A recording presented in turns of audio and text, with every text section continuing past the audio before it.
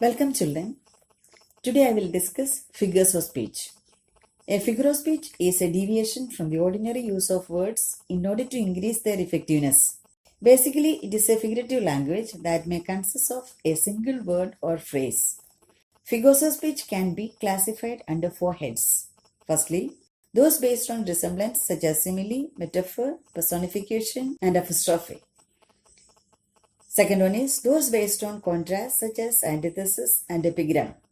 Third one is those based on association such as metonymy and synecdoche. And fourth one is those based on construction such as climax and anticlimax. First I will discuss simile. In a simile, a comparison is made between two objects of different kinds which have at least one point in common. A simile is introduced by words such as like, so, or as. Example, she is like a fairy. She is like a fairy. Next one, the righteous shall flourish as the palm tree. As the palm tree. The righteous shall flourish as the palm tree. Next figure of speech is metaphor. It is an informal or implied simile. It does not, like the simile, state that one thing is like another or acts as another, but takes that for granted and proceeds as if the two things were one. As if the two things were one. Example, he was a lion in the fight. He was a lion in the fight. Next is, the camel is the ship of the desert. The camel is the ship of the desert. Next is irony or sarcasm. The real meanings of the words used are different from the intended meanings, that is, opposite meaning. A fire station burns down. A fire station burns down. Next is, a pilot has a fear of heights. A pilot has a fear of heights. Next is interrogation. This is a rhetorical mode of affirming or denying something more strongly than could be done in ordinary language. Example, am I my brother's keeper? One more. Am I a fool to fall for your lies? Am I a fool to fall for your lies? Exclamation is the next one.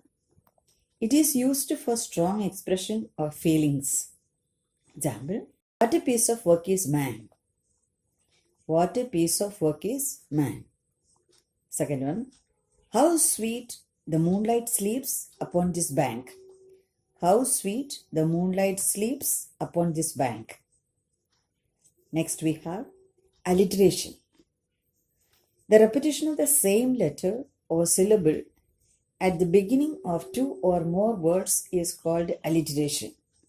The repetition of the same letter or syllable at the beginning of two or more words is called alliteration. Example, Peter Piper picked a peck of pickled peppers.